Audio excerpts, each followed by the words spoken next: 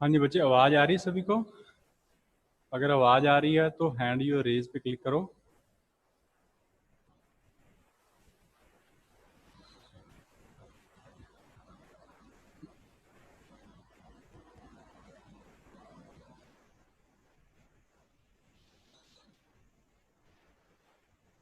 ठीक है बच्चे। So first of all good morning everyone. अब जो कल वाला जो हमने किया था ना, एक बार उसका देख लो।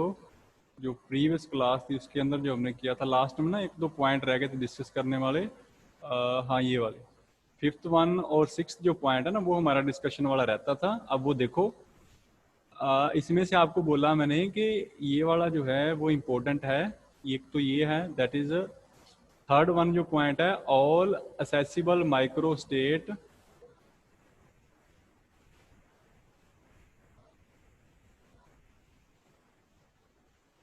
Corresponding to a macro state are equally probable. ठीक है ना?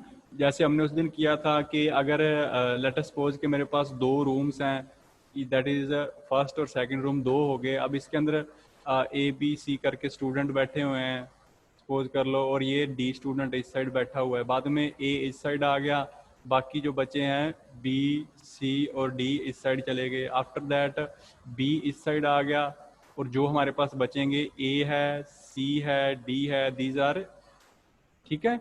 अब वैसे ही हमारे पास आएगा सी इस साइड आ गया, और ए बी आ गया, और लास्ट वन आ गया डी।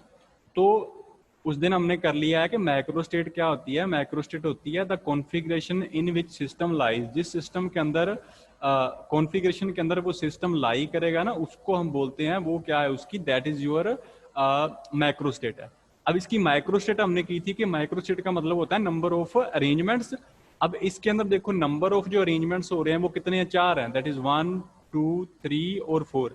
अब इन चारों में से कोई भी पॉसिबल है। अगर आपको कोई पूछे कि आप ये बताओ कि ए बी सी डी में से कौन से तीन बच्चे किस रूम के अंदर बैठे हैं, then you will know tell के इसमें A B C first room के अंदर है और डी थर्ड रूम के अंदर है। That is you are certain कि आपको पक्का पक्का है कि वो A B C first room के अंदर है और डी आपका सेकंड रूम के अंदर है। That is not for surety. यहाँ पे प्रोबेबिलिटी वर्क करेगी। आप ये बोल सकते हो कि इन चार केसेस में से कोई भी कहीं पर भी हो सकता है। तो आप ये बोल सकते हो कि इन चार केसेस में से ए बी सी और ये वाला फर्स्ट केस है, इसके एग्जिस्ट करने की प्रोबेबिलिटी आप बता सकते हो कि दैट इज 1 आउट ऑफ 4 है। टोटल 4 केसेस हैं, 4 में से एक केस आपका ऐसा बन सकता है कि आप अगर देखने जाओ तो मे बी ये हो सकता है कि ए बी सी उस रूम के अंदर बैठे हों और डी दूसरे रूम के अंदर हो। वो 4 में से एक केस होगा, बट वो होगा जरूर। ठीक है ना? दैट मीन्स कि all accessible micro states are corresponding to a micro state are equally probable. That means कि उन चारों स्टेट्स में से कोई भी स्टेट पॉसिबल हो सकती है। You will not be certain that कि वो आपके पास फर्स्ट ही होगी, वो सेकंड ही होगी, वो थर्ड होगी या फोर्थ होगी। आपके पास उसकी प्रोबेबिलिटी आएगी and that will be equal to 1/4। ठीक है ना? आप कोई फिक्स नहीं कह सकते कि ए बी सी और डी ही आएगा। जब भी आप उस रूम के अंदर चेक करने जाओगे, A B C student first room के अंदर बैठा है और डी स्टूडेंट सेकंड के अंदर बैठा है। क्लियर है? तो ये था। उसके बाद में फिफ्थ पॉइंट जो है वो देखो। फिफ्थ पॉइंट मेरे पास क्या है, दैट इज अब फिफ्थ पॉइंट कह रहा है कि जो मेरे पास टोटल नंबर ऑफ मोलिक्यूल्स हैं सिस्टम के अंदर, वो कांस्टेंट है। वो हमने पहले कर रखा है। कोई हमने कंटेनर ले लिया, अब उसके अंदर 2000 मोलिक्यूल्स हैं, तो दैट विल रिमेन फिक्स्ड। ऐसा नहीं ना 2000 मोलिक्यूल 10 मिनट्स के बाद में 2000 से 1000 हो जाएंगे या 500 हो जाएंगे। That is not possible. जो है आपके पास वो टोटल रहेगा। हाँ जी बच्चे, नीता कोई प्रॉब्लम है? Good morning sir. हाँ, गुड मॉर्निंग बच्चे। सर ये फोर्थ पॉइंट दोबारा बताना। अच्छा, फोर्थ पॉइंट, ठीक है बच्चे। अब देखो, इसमें जो मेरे पास फोर्थ पॉइंट है वो देख लो एक बार।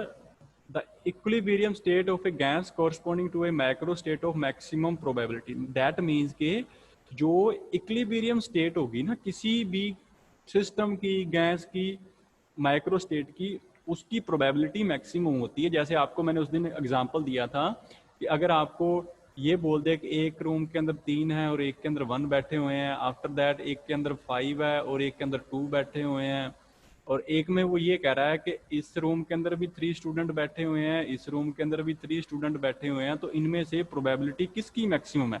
तो उस मैक्रो स्टेट की प्रोबेबिलिटी मैक्सिमम होगी जिसमें इक्विलिब्रियम ज्यादा है। ये देख लो, ये इक्विलिब्रियम वाली स्टेट है, दोनों में सेम पड़े हुए हैं, जितने पार्टिकल एक फर्स्ट रूम में है उतने ही सेकंड में है, जितने सेकंड में है that is also in first room, तो दोनों के लिए सेम है। तो इक्विलिब्रियम स्टेट अगर ऐसी है आपके पास, तो वो माइक्रो स्टेट की जो प्रोबेबिलिटी होगी वो ज्यादा होगी as compare to this one and this one. Clear है? सिंपल सी चीज है, जिस माइक्रो स्टेट की इक्विलिब्रियम ज्यादा है उस स्टेट के एग्जिस्ट करने की प्रोबेबिलिटी ज्यादा होगी। वैसे अब यहाँ पे ये जो पॉइंट है that is not very useful. वो आपका जो सेकंड ईयर आएगा ना, सेकंड ईयर में फोर्थ सेम आएगा, वहां पे प्रॉपर एक बुक बनेगी स्टैटिस्टिकल फिजिक्स करके, स्टैटिस्टिकल मैकेनिक्स, वहां पे ये सारा यूज होगा कि ये माइक्रो स्टेट क्या है। अब तक तो ये कहीं पर ऐसा नहीं लिखा हुआ आपको आएगा, बस आपको एक्सप्लेन करने के लिए आपको पता हो माइक्रो क्या है, माइक्रो स्टेट वगैरह क्या है। क्लियर? तो जो इक्विलिब्रियम ज्यादा होगा उसी को हम बोलेंगे that is your maximum state वाली प्रोबेबिलिटी वाली। हाँ जी बच्चे, संजना कोई प्रॉब्लम है इसमें? Good morning sir. Good morning बच्चे। सर हमने इन पॉइंट्स में फंडामेंटल पोस्टुलेट में जो सेल नेम ले रहे हैं एक, तो सर हाँ वो जी। सेल किस चीज से रिलेट कर रहा है? फंडामेंटल पोस्टुलेट के अंदर जो सेल, ये वाला सेकंड पोस्टुलेट लिखा हुआ है जो, यस सर। सर इन सभी पॉइंट्स में हम सेल की बात कर रहे हैं, तो वो सेल किस चीज से रिलेट कर रहा है? क्योंकि हाँ हम तो एक सिस्टम लेके चल रहे हैं ना हाँ वो देखो, अब पार्टिकल्स। इसमें ना क्या होगा, कोई भी हम सिस्टम लेके चलते हैं ना, फॉर एग्जांपल ये देखो, अब ये मेरे पास एक कंटेनर है, अब इस कंटेनर की सारे की स्टडी करना एकदम से पॉसिबल नहीं है। तो हम क्या कर सकते हैं, हम ये कर सकते हैं कि उस सिस्टम को हम ऐसे सपोज कर लें कि वो नंबर ऑफ सेल के मिलकर बना हुआ है। हम एक सेल की स्टडी कर लेंगे और बाकी सारे के ऊपर अप्लाई कर देंगे। वैसे तो इसके अंदर बहुत सारे एटम है, मोलिक्यूल है, पता नहीं कहाँ कहाँ पे कितने मोलिक्यूल्स बैठे हुए हैं, तो हम इसको क्या करेंगे, सेल्स के अंदर डिवाइड कर लेंगे। ये मान के चलो, ऐसे हमने कंटेनर मान लिए छोटे छोटे, इस फेज स्पेस के अंदर छोटे छोटे ही हमने सेल मान लिए और इनका साइज सेम होगा। ये थोड़ा सा मेरे ड्राइंग में थोड़ी सी आगे पीछे हो रहा है, इनका साइज कभी अनइक्वल नहीं होगा, सभी का क्या होगा, इक्वल होगा। तो अब ये तो सारा फेज स्पेस है जो मैंने पहले ड्रॉ किया था, ये आपका क्या है, दैट इज फेज स्पेस है ये सारा। अब इस सारे की स्टडी करना थोड़ा सा इम्पॉसिबल चीज है, बिकॉज नंबर ऑफ मॉलिक्यूल्स बहुत लार्ज है, ऐसा तो है नहीं 2-4 एटम बैठे हैं वहां पे। तो उसको हम क्या करते हैं, जब छोटे स्केल के ऊपर स्टडी करते हैं ना, जब तक तो वो माइक्रो स्टेट है तब तक वो ठीक है, हमें दिखाई दे रहा है, हम सोल्व कर सकते हैं, 2 एटम है जी, 10 एटम है, सोल्व हो जाएंगी। बट आफ्टर दैट जब वो माइक्रो स्टेट में चला गया, माइक्रो स्टेट के अंदर क्या होगा कि हमें छोटे छोटे सिस्टम के बारे में ज्यादा इंफॉर्मेशन नहीं है, तो हम क्या करते हैं, उसको सेल्स के अंदर डिवाइड कर लेते हैं। एक्चुअल में जो अभी हमने एग्जाम्पल किया ना, वो आपका सेल का ही एग्जाम्पल है। आप कह सकते हो कि ऐसे ये सारा फेज स्पेस था, अब उसके अंदर इस साइड ए बी सी और ये डी आ गया, ये आपका एक सेल हो गया, उसी के अंदर ये एक सेल है। उसके बाद में एक साइड मेरे पास ए बी डी आ गया और इस साइड सी पड़ा है, ये भी एक सेल का एग्जाम्पल है। तो सिस्टम को एक्चुअल में सिस्टम जाता है ऐसे ही है, क्योंकि हमने सिस्टम की स्टडी करनी है ना। तो 2 चीजें हैं जब भी सिस्टम की स्टडी करनी हो, एक होता है क्लासिकल और एक आपके पास होता है क्वांटम। अभी तक आया नहीं है क्लासिकल, तो आपने बहुत कर लिया, क्वांटम आएगा 3rd ईयर के अंदर, ठीक है। अब जो क्लासिकल कहती है ना, वो ये कहती है कि आप ये चूज कर सकते हो कि किसी सेल का साइज 0 हो सकता है, किसी भी सेल का साइज 0 ले सकते हो। बट क्वांटम में सेल का साइज 0 नहीं होता। क्वांटम में डिस्कवरी की गई कि क्वांटम में जो सेल होगा ना, उसका मिनिमम साइज h हो सकता है। तो दैट मीन्स अगर आपने कोई कंटेनर लिया है, उस कंटेनर के अंदर आप जितने मर्जी सेल कंसीडर कर सकते हो किसी की स्टडी करने के लिए, लेकिन ऐसा नहीं होगा कि उस सेल का साइज 0 है। अगर साइज 0 हो गया तो दैट मीन्स वो सेल वहां पे एग्जिस्ट नहीं करेगा। तो सेल एग्जिस्ट नहीं करेगा, इसका मतलब वहां पे सेल हम नेम दे ही नहीं सकते। पर एक्चुअल में सेल नेम आएगा, बिकॉज कभी भी जो छोटे से छोटा आप जगह मान के चलोगे ना, छोटे से छोटा स्पेस मान के चलोगे, जैसे ये स्पेस मान लिया कि इसके अंदर कितने एटम है, तो वो एग्जिस्ट करेगा छोटे से छोटा स्पेस। आप ऐसे नहीं कह सकते कि ये छोटा स्पेस बिल्कुल छोटा सा है या है ही नहीं, उसकी वॉल्यूम क्या है, 0 है ना, दैट इज नॉट पॉसिबल। उसके अंदर 1 या 2 3 4 एटम तो होंगे। तो अगर वो 2 3 4 एटम एग्जिस्ट कर रहे हैं, दैट मीन्स उस सेल की क्या होगी, कुछ ना कुछ वॉल्यूम होगी। दैट इज वाई हम यहाँ पे जब स्टैटिस्टिकल फिजिक्स लेते हैं ना, स्टैटिस्टिकल मैकेनिक्स सॉल्व करते हैं, तब हम फेज स्पेस को अपने कन्वेंस के लिए कि ताकि हमें सॉल्व करना इजी हो जाए, उसको सेल्स के अंदर डिवाइड कर लेते हैं। और एक्चुअल में ऐसा ही होगा, जैसे कोई कॉलेज है, अपना ही कॉलेज ले लो, अब ये टोटल कॉलेज है पर उसको छोटे छोटे रूम्स के अंदर डिवाइड कर रखा है, ये बीएससी फर्स्ट का है, ये सेकंड का है, ये थर्ड का है, सारे रूम लगभग इक्विवेलेंट है, ठीक है ना। तो वो अपने इजी होता है सिस्टम को स्टडी करने के लिए। आपको पता चलेगा कि आपके टीचर को पता है कि बीएससी थर्ड में क्लास है तो वो बीएससी थर्ड में चला जाएगा। अगर सारे बच्चे कॉलेज में ओपनली छोड़ रखे हैं तो कैसे पता चलेगा कि थर्ड ईयर वाले कहाँ बैठे हैं, कहाँ जाके क्लास लोगे? तो दैट इज नॉट पॉसिबल ना, आप उस सिस्टम को मेजर नहीं कर सकती। तो अगर उस सिस्टम को प्रिसाइजली मेजर करना है तो हम टोटल लार्ज सिस्टम को छोटे छोटे पार्ट्स के अंदर डिवाइड कर लेते हैं। जैसे हमेशा हम करते हैं, इंटीग्रेशन डेरिवेशन करना है तो ये टोटल लाइन ले रखी है, हम छोटी सी लाइन के अंदर dx कंसीडर कर लेते हैं। तो ये भी लगभग ना वही कंसेप्ट होता है कि बिगर को सॉल्व करने के बजाय आप छोटे छोटे सॉल्व कर लो एक दो, और टोटल सारे के ऊपर आप उसी कंसेप्ट को अप्लाई कर दो। क्लियर है? तो इसीलिए हम हमेशा क्या करेंगे, फेस स्पेस के अंदर सेल कंसीडर करके चलते हैं, क्योंकि टोटल फेस स्पेस की सारे की एकदम से सिंगल हैंडेड स्टडी करनी पॉसिबल नहीं है। तो इसीलिए हम उसको क्या करते हैं, छोटे छोटे सेल्स के अंदर डिवाइड कर लेते हैं। और ये ज़्यादा आपको क्लियर कहाँ पे होगा, बीएससी सेकंड में जो 4th सेम आएगा ना, वहाँ पे ये सारा बुक ही इसी के ऊपर है, फेस स्पेस और ये सेल्स वगैरह क्या होते हैं, माइक्रो स्टेट और मैक्रो स्टेट। क्लियर है? थोड़ा सा आपको लगा होगा कि पता नहीं इसमें क्या चल रहा है, इसमें कोई ज़्यादा डिफिकल्ट नहीं है, दोबारा देख लो, कोई दिक्कत नहीं है। ये मेरे पास फेस स्पेस है। अब इसके अंदर हम सेल्स की क्यों बात करते हैं, बिकॉज ये सारे की स्टडी करना सिंगल हैंडेड एक टाइम के ऊपर थोड़ा सा डिफिकल्ट है। तो इसीलिए वो क्वांटम मैकेनिकल कंसेप्ट के जब हम माइक्रो स्टेट की बात करते हैं ना, कि वो छोटी से छोटी स्टेट की बात करेंगे, तब उस टाइम हम क्या करेंगे, we will take the concept of cells. तो सेल का जो साइज होगा वो क्या होगा, सेम होगा, जितने भी सेल होंगे उन सभी का साइज सेम होगा।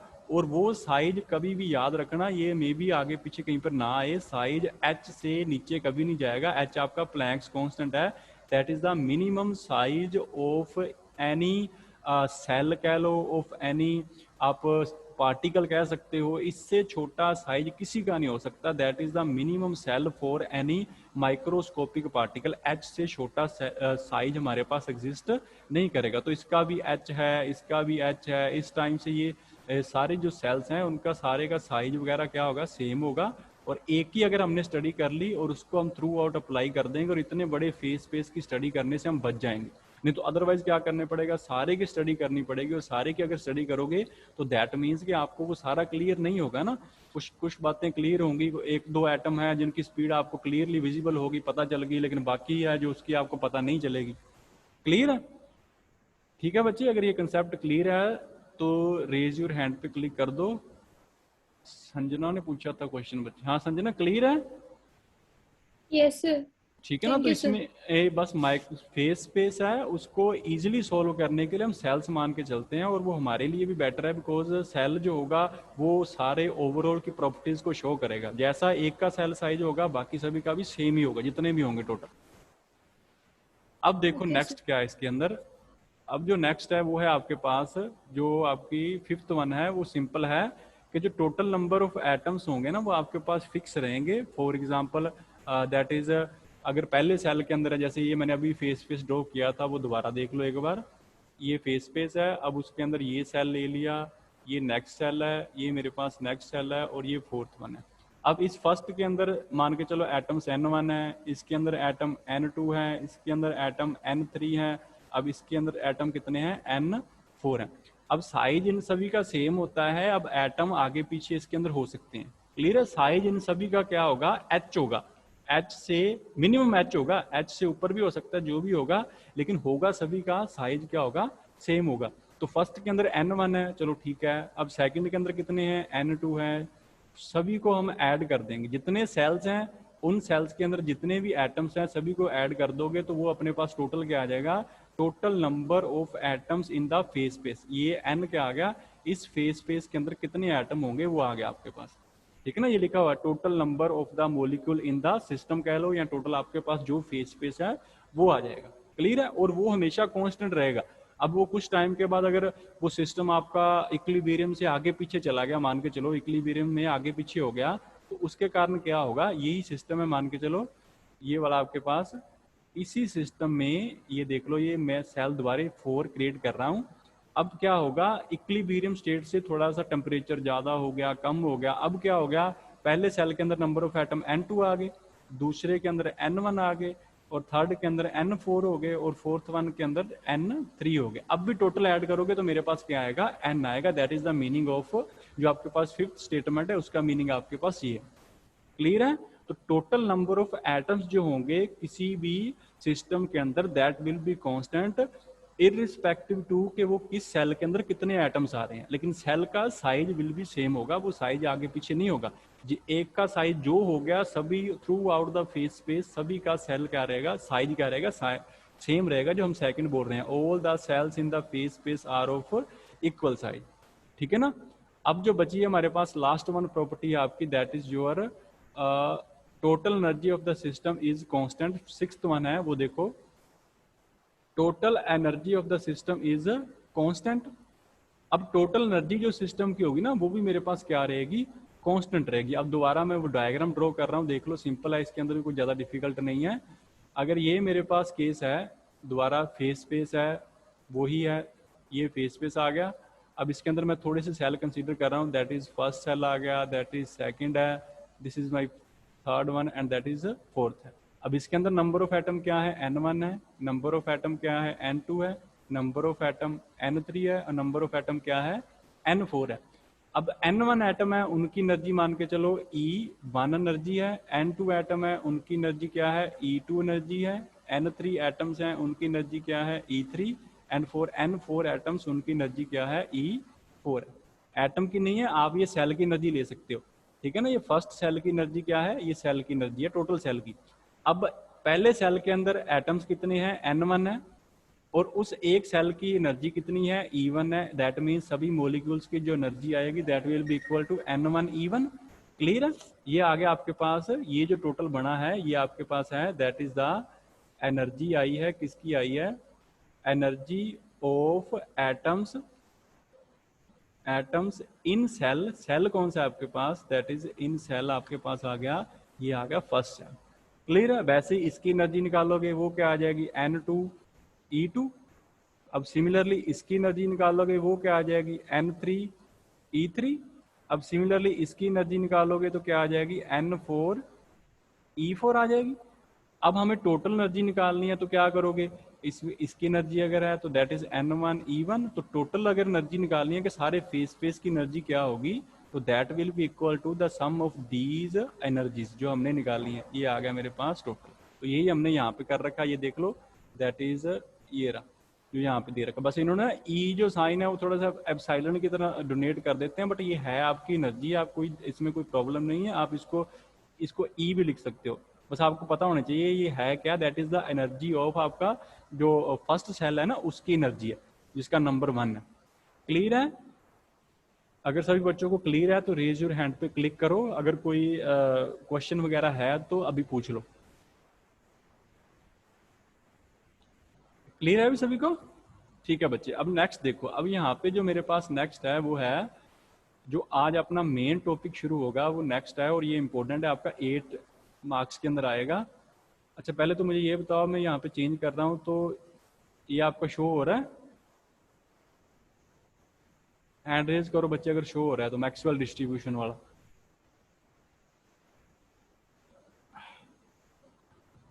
ठीक है बच्चे, जस्ट गिव मी 1 मिनट।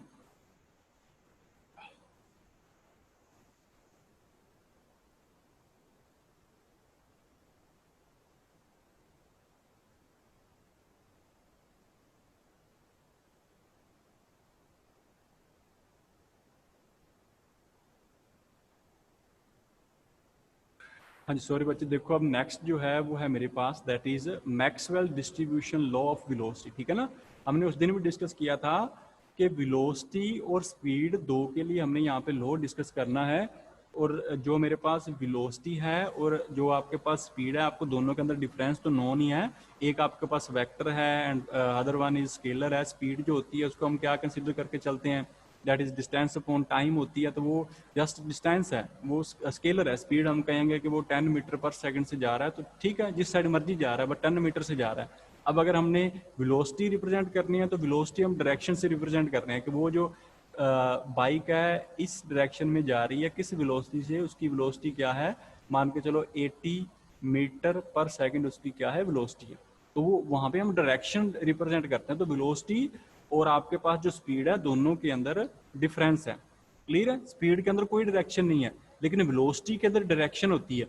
अब जब जो डायरेक्शन होती है तो अब यहाँ पे हमारे पास दो ही डायरेक्शन हो सकती हैं कि यहाँ तो वो एक्स में जा रहा है एक कोऑर्डिनेट के विद रिस्पेक्ट टू, यहाँ वो आपके पास माइनस एक्स में जा रहा है। क्लियर है? तो एक्स में जा रहा है या माइनस एक्स में जा रहा है, इस विद रिस्पेक्ट टू ही आपने यहाँ पे ना लिमिट लेनी है, वो हम आगे डिस्कशन करेंगे। बस इतना याद रखो, आपकी वेलोसिटी क्या है, that is your vector quantity आएगी, और आपके पास जो स्पीड होती है वो स्केलर क्वांटिटी होती है, वहां पे डायरेक्शन मैटर नहीं करेगी, लेकिन वेलोसिटी के with respect to direction matter करती है। क्लियर है? अब नेक्स्ट देखो, जो आपका मेन टॉपिक शुरू हो रहा है, Maxwell distribution law of velocity.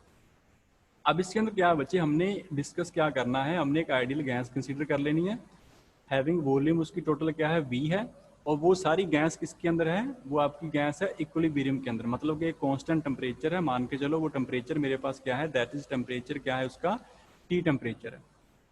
Clear है?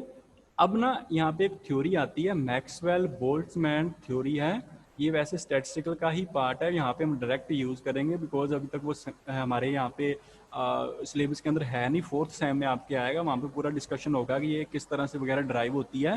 तो जो मैक्सवेल डिस्ट्रीब्यूशन है या मैक्सवेल बोल्ट्जमैन थ्योरी है ना, उसके अकॉर्डिंग, थ्योरी के अकॉर्डिंग क्या है कि जो नंबर ऑफ मोलिक्यूल्स होंगे ना, ये मोल मत कंसीडर करना बच्चे, ये मोलिक्यूल है, ठीक है ना, मैंने प्रॉपर नहीं लिख रखा, ये आपके पास मोलिक्यूल है। ये in ith cell having EI energy मेरे पास क्या होगा, जैसे हमने अभी यहाँ पे सेल वगैरह ड्रॉ किया था, जैसे यहाँ पे सपोज करो मैं ड्रॉ कर रहा हूँ, ये मेरे पास कोई फेस स्पेस है, अब उसमें से नंबर ऑफ क्या है सेल्स हैं, अब उनमें से मैंने एक सेल कंसीडर कर लिया, एंड वो सेल कौन सा है, ith सेल है। क्लियर है? अब इस ith सेल की एनर्जी क्या है, अगर ith है तो EI कंसीडर कर लो, अगर 1 होता तो E1 एनर्जी होती, अगर 2 होता तो E2 एनर्जी होती, इफ E3 है दैट मीन्स वो थर्ड होता। क्लियर है? तो अगर ith कंसीडर किया है देन दैट मीन्स कि उसकी एनर्जी क्या होगी, EI एनर्जी होगी। क्लियर है? अब जो मेरे पास, अगर हमने ये देखना है कि इसके अंदर नंबर ऑफ मोलिक्यूल्स कितने हैं, देखो अगर फर्स्ट होता तो उसके अंदर नंबर ऑफ मोलिक्यूल्स हम लेते n1, जैसे ये मान के चलो फर्स्ट वन है, इसके अंदर नंबर ऑफ मोलिक्यूल चलो n1 है, अब इसके अंदर n2 है, पर क्वेश्चन ये है कि वो n1 की वैल्यू क्या है and what is the value of n2। तो वो डिस्ट्रीब्यूशन किसने दिया, वो लॉ किसने दिया, वो थ्योरी दी, मैक्सवेल बोल्ट्जमैन थ्योरी है। उसके अकॉर्डिंग वो कहता है कि अगर हमने किसी भी सेल के अंदर number of atoms, number of molecules निकालने हैं, सॉरी, तो आपके पास ni मान के चलो ith में निकालने हैं, तो वो क्या आएगा, एक तो कांस्टेंट आ जाएगा a, और e रेज टू पावर हमने करना है माइनस बीटा, और उस लेवल की जो एनर्जी है, उस सेल की जो एनर्जी है दैट इज EI आ जाएगी। अब यहाँ पे a आपका कांस्टेंट है, बीटा जो है that is also constant, but जो बीटा की वैल्यू होती है वो आपने याद रखनी है, बीटा की वैल्यू होती है 1/kT, बीटा की वैल्यू होती है 1/kT। ये चीज क्लियर है? ये हमें डायरेक्टली याद करनी है, और ये ऐसे ही होता है किसी भी सेल के अंदर। अगर हमने नंबर ऑफ एटम्स फाइंड करने हैं, दोबारा मैं रिपीट कर रहा हूँ, फर्स्ट सेल था उसमें n1 थे, सेकंड सेल था उसमें n2 थे, बट है कितने, what is the value of n1 and what is the value of n2, that is given by Maxwell Boltzmann theory. अब उसके अकॉर्डिंग क्या है, अगर हमने ith सेल कंसीडर कर लिया, उसके अंदर क्या आएगा, a e raise to minus beta EI, और ये आपका फर्स्ट इसका डिस्ट्रीब्यूशन का फर्स्ट फॉर्मूला है जो आपने याद रखना है, ni is equal to a e raise to minus beta EI, and where a और बीटा आपके पास क्या है, दोनों कांस्टेंट हैं, और बीटा की वैल्यू क्या है 1/kT, और यहाँ पे ना k जो है आपका बोल्ट्जमैन कांस्टेंट है, इसके नीचे b लिख लेना, लिखो ना लिखो बट इसको रिप्रेजेंट जरूर कर लेना कि ये आपका बोल्ट्जमैन कांस्टेंट है। क्लियर है? नहीं तो k आपके पास अलग स्प्रिंग कांस्टेंट भी होता है, k अलग अलग वैल्यूज हैं, अलग अलग वे से रिप्रेजेंट होता है। ये चीज क्लियर है सभी को? ठीक है, अब नेक्स्ट देखो, अब इसको हमने बेस लेकर आगे इसका डेरिवेशन करना है। अब यहाँ पे ये चीज देख लो, अब यहाँ पे क्या है, अगर हमने ये फाइंड करना है कि नंबर ऑफ मोलिक्यूल्स क्या है, उस दिन भी हमने डिस्कस किया था कि टोटल फेज स्पेस के अंदर नंबर ऑफ मोलिक्यूल्स फाइंड करना इजी नहीं है, because each and every atom has some different kind of velocity, some different kind of speed, अलग अलग स्पीड से वो मूव कर रहे हैं। तो हम क्या करते हैं, हम एक रेंज कंसीडर कर लेते हैं, उस रेंज के अंदर हम फाइंड कर लेंगे कि नंबर ऑफ एटम्स वगैरह कितनी है। जैसे मान के चलो रेंज मान ली V to V plus DV consider कर ली, और इसके अंदर जो नंबर ऑफ एटम्स आएंगे वो मान के चलो मेरे पास कितने आएंगे DN। बस हमने ये ही स्टडी करना है इसके अंदर, और वहां से जो आंसर आएगा उसी को बोलते हैं that is the Maxwell velocity distribution. ठीक है, अब देख लो कि हमने जो नंबर ऑफ मॉलिक्यूल्स कंसीडर करने हैं उसके लिए मैंने पोजीशन कोऑर्डिनेट कौन से ले लिए। एक तो ले लिया x to x plus dx, y to y plus dy and z to z plus dz। हमें कंसीडर करना पड़ेगा ना, अगर एक्स वाई जेड भी तो कंसीडर करने पड़ेंगे। उसके विद रिस्पेक्ट टू जो वेलोसिटी हमने कंसीडर किया है वो देख लो, vx to vx plus dvx, vy to vy dvy and vz to vz plus dvz। Clear है ना? यहाँ पे देख लो जो हमने रेंज कंसीडर किया है वो x में dvx की रेंज है, and with respect to y वो है मेरे पास dvy, और विद रिस्पेक्ट टू z मेरे पास रेंज क्या है dvz। ये चीज इतनी क्लियर है सभी बच्चों को? तो रेज योर हैंड करो अगर किसी को प्रॉब्लम है तो वो क्वेश्चन अराइज कर लो अभी। ठीक है, क्लियर है। अब नेक्स्ट क्या है, हमने क्या करना है, हमने फाइंड करनी है वी हैव टू। अब हमें क्या करना है कि हमें पता चल गया कि जो मेरे पास टोटल है हमने किस रेंज के अंदर फाइंड करनी है। एक्स की भी रेंज पता है, वाई की नोन है, जेड की नोन है, V X V Y and V Z. मैंने उस दिन आपको फेस स्पेस करवाया था, वहां पे हमने डिस्कस किया था कि टोटल नंबर ऑफ कोऑर्डिनेट्स कितने होते हैं, 6 होते हैं, X Y Z V X V Y and V Z. ठीक है ना? तो फेस स्पेस है, वहां पे उसको नंबर ऑफ सेल्स में हमने डिवाइड कर रखा है, और उसमें से हमने कौन सा सेल कंसीडर किया हुआ है, ith सेल लिया हुआ है, जिसके लिए नंबर ऑफ एटम्स जो आएंगे वो ये इस रेड कलर के बॉक्स के अंदर लिखा हुआ है Ni is equal to A E raise to minus beta EI। पर अब देखो ये तो आया सिर्फ ith के लिए, बट इफ अगर हमने टोटल फाइंड करने हो कि टोटल उसके अंदर कितने आएंगे, तो दैट मीन्स हमें उसकी जो वॉल्यूम है उसके साथ उसको मल्टीप्लाई करनी पड़ेगी ना, उसकी वॉल्यूम कितनी है। अब वो वॉल्यूम कितनी है, x के with respect to dx dy dz dvx dvy dvz। तो वो उस दिन हमने किया था जब फेस स्पेस किया था और फेस सेल की डेफिनेशन की थी, तब आपको मैंने डिस्कस किया था कि फेस स्पेस की जो वॉल्यूम होती है उसको हम क्या बोल देते हैं, दैट इज फेस सेल बोल देते हैं या सेल वॉल्यूम बोल देते हैं। ठीक है ना? तो ये उसकी वॉल्यूम आई है। हमने इस इक्वेशन को जो फर्स्ट थी ना, ये वाली इक्वेशन को इसमें कन्वर्ट कर दिया, जस्ट वॉल्यूम से मल्टीप्लाई कर दी। ये देख लो, ये dx dvy dvz ये सारी क्या है, वॉल्यूम है, और इस साइड देख लो ये भी मेरे पास क्या है, that is also volume. Clear है? तो सारी इक्वेशन की हमने मल्टीप्लाई कर दी है with respect to volume. Clear है? अब देखो नेक्स्ट क्या होगा। अब जो नेक्स्ट है मेरे पास, इस इक्वेशन को हमने चेंज करना है। अब ये देख लो यहाँ पे, ये क्लियरली विजिबल है सभी को? आई थिंक विजिबल ही होगा। अब ये देखो एनर्जी ऑफ वन मोलिक्यूल, ये फिर अगेन मोलिक्यूल है, मोल नहीं है, मोलिक्यूल है। एनर्जी ith की एनर्जी कितनी होगी, 1/2 mv²। वेलोसिटी होगी ना, सिंपल काइनेटिक एनर्जी क्या होती है, और हमें यहाँ पे पता है पोटेंशियल तो होगी नहीं, आइडियल गैस कंसीडर कर रखी है, तो वहाँ पे ओनली आइडियल गैस के केस में काइनेटिक एनर्जी होती है, बिकॉज पार्टिकल्स या atom molecules are in state of random motion. तो मोशन के अंदर है, मूव कर रहे हैं, तो एनर्जी उसकी क्या होगी, ओनली काइनेटिक एनर्जी होगी। ये वाली एनर्जी क्या है आपकी, that is your kinetic energy है, ये कोई पोटेंशियल नहीं है, ओनली काइनेटिक है। तो अब v² निकालना है। अब यहाँ पे प्रॉब्लम ये है कि वेलोसिटी है ना, तो वेलोसिटी की तो 3 डायरेक्शन हो सकती हैं, x y एंड z। तो दैट मीन्स v² की वैल्यू क्या लिखोगे, vx² प्लस vy² प्लस में vz²। तीनों डायरेक्शन आ गई ना, vx² plus vy plus vz हो गया। क्लियर है? अब क्या करो, ये जो EI की वैल्यू है उठा के जो थर्ड इक्वेशन बनी है उसके अंदर दोबारा पुट कर दो। ये देख लो, ये इक्वेशन वही है, सेम है, और यहाँ पे ये भी मेरे पास सेम है, बस ये v² की जगह वैल्यू पुट कर दी, vx² plus vy² plus vz² EI की जगह, और ये 1/2 m ये वाली वैल्यू हमने यहाँ पे पुट कर दी है। बस देख लेना, उसी के अंदर है। देख लो, मैं चलो दोबारा दिखा देता हूँ कहाँ पे है ये वाली वैल्यू मेरे पास। ये जो यहाँ पे EI है ना, इसकी वैल्यू हमने पुट कर दी है, दैट इज योर EI की जगह पुट कर दो 1/2 m, और साथ में क्या है vx² प्लस में vy², ये आपका x है, प्लस में क्या आ जाएगा मेरे पास vz² पुट कर दो, एंड अदर इक्वेशन जो आपके पास दैट इज सेम। क्लियर है? अब नेक्स्ट देखो, अब यहाँ पे मेरे पास नेक्स्ट जो है वो है EI की वैल्यू आ गई, यहाँ तक हमने वैल्यू पुट कर ली, यहाँ तक इक्वेशन हो चुकी है। अब देखो, अब ना ये इस साइड में रेड मार्क कर रहा हूँ, ये देख लो, ये मेरे पास क्या है, ये आपके पास ना सारी वॉल्यूम आ चुकी है जो आपका ith लेवल था, सेल था, उसके लिए विद रिस्पेक्ट टू आपने वॉल्यूम और नंबर ऑफ पार्टिकल्स ले रखे हैं। अब अगर हम इस सारे का इंटीग्रेशन कर दें तो हमें पता है इंटीग्रेशन का मतलब क्या होता है, सम ऑफ स्मॉल पार्ट्स, छोटे छोटे पार्ट्स का सम होता है इंटीग्रेशन। ठीक है, तो इंटीग्रेशन इसका मतलब वो सारे ऐड हो जाएंगे, तो छोटे छोटे पार्ट ऐड करोगे, पहला सेल, सेकंड, थर्ड, फोर्थ, सारे ऐड होके क्या बनेंगे। अभी तो किया था हमने एजम्पशन कि n1 प्लस में n2 प्लस में n3 एंड सो ऑन, सारे ऐड कर दोगे नंबर ऑफ एटम्स मॉलिक्यूल्स, तो आपके पास टोटल क्या आएगा, n ही तो आएगा ना। तो दैट मीन्स ये आपको इंटीग्रेशन करके क्या देगा, ये देखो यहाँ पे लिखा हुआ है n मिलेगा आपके पास। क्लियर है, इसलिए इस इक्वेशन के अंदर ये देखो इसकी वैल्यू मैंने n पुट कर रखी है और बाकी जो आगे सारी पार्ट बचेगा उसके लिए मैंने ये इंटीग्रेशन यूज कर रखे हैं। अब यहाँ पे देखो बच्चे इंटीग्रेशन कितने यूज कर रखे हैं, 6 है। 1 ये देख लो 1 आ गया, 2 है, 3 है, 4 है, 5 है, 6 है।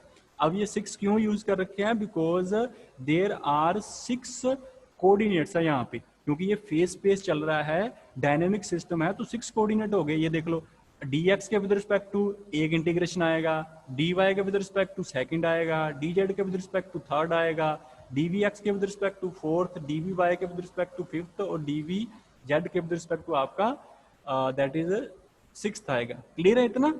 अब ये क्या करो, अब इसके अंदर आपने क्या करना है, ये सिंपली आपने दैट इज योर, यहाँ तक आ गया। अब क्या करो, यहाँ तक ये देखो, आगे फिर नेक्स्ट ही करेंगे, एक बार यहाँ तक देख लो, ये a आ गया। और अब ना ये देखो, ये बताओ मुझे, अगर ये मैं इंटीग्रेशन लिखूं dx dy dz और इन तीनों का इंटीग्रेशन है, अब ये क्या बनेगा, अब ये वॉल्यूम बनेगी ना, टोटल वॉल्यूम किसकी वॉल्यूम होती है, volume of position coordinate. Check कर लेना, जब मैंने फेस स्पेस करवाया था वहां पे हमने 2 कोऑर्डिनेट किए थे, position coordinates and velocity coordinates. Position coordinate की मल्टीप्लाई करोगे, 3 चीजों की मल्टीप्लाई, 3 लेंथ की मल्टीप्लाई क्या होती है, वॉल्यूम होती है ना। dx का इंटीग्रेशन करोगे x बनेगा, dy का करोगे y बनेगा, dz का करोगे z बनेगा। तो x y z तीनों डायरेक्शन की मल्टीप्लाई हो रही है, तो क्या आएगी, वॉल्यूम ही आएगी ना। तो वो देखो, ये जो dx dy dz था उसको मैंने डायरेक्टली यहाँ पे v पुट कर दिया, a कांस्टेंट था वो मेरा एज इट इज आ गया, और बाकी 3 इंटीग्रेशन तो हमने सोल्व कर लिए, 3 पेंडिंग है, ये वाले 3 पेंडिंग है, वो मैंने स्टिल सेम लिखे हैं 1 2 एंड 3, और बाकी जो इक्वेशन है वो सेम है। अब वो देख लो, अब इसके नीचे पीछे इक्वेशन के अंदर dx dy dz नहीं आया, क्यों नहीं आया, बिकॉज हमने उसको सोल्व कर लिया। उन तीनों का इंटीग्रेशन सोल्व करोगे तो आंसर आपके पास टोटल वॉल्यूम होता है, and that is the volume of position coordinate है आपके पास। ठीक है, तो यहाँ तक ये आ गया। अब यहाँ से नेक्स्ट क्या करोगे, ये जो इक्वेशन है अब इसको अलग अलग में कन्वर्ट कर दो, 3 आपके पास इंटीग्रेशन है, फर्स्ट वन को अलग कर लो। अब यहाँ से देखो e raise to minus beta m/2 vx square अलग करके उसके साथ dvx लिख लो, ये आ गया first integration. Similarly second check करोगे वो vy का आ जाएगा, थर्ड चेक करोगे वो आपके पास vz का आ जाएगा। बस इतना एक बार कर लेना, ये फोर्थ इक्वेशन तक मैं पीडीएफ अभी सेंड कर दूंगा, लेकिन इतना सारे बच्चे कर लो। क्लियर है, और इसके अंदर किसी बच्चे ने कंफ्यूज नहीं होना कि ये सेल वगैरह की बातें क्या चल रही हैं। सेल आपका सिंपली क्या है, दैट इज योर, उसको इजीली एक्सप्लेन करने के लिए या इजीली अंडरस्टैंड करने के लिए हमने एक कंसेप्ट क्रिएट कर रखा है कि छोटे साइज के ऊपर हम उसको कैसे स्टडी करेंगे। ठीक है ना, तो वो एक्चुअली एप्लीकेबल भी है, उसके हेल्प से हमने जो रिजल्ट निकालने हैं वो through out total complete system के ऊपर अप्लाई हो रहे हैं। दैट मीन्स कि जो हमने वो कंसेप्ट कंसीडर किया है वो आपके पास क्या रहेगा, वो आपके पास रहेगा, सेम रहेगा। ठीक है बच्चे, बाकी कल क्लास लगाते हैं। ठीक है बच्चे, थैंक यू।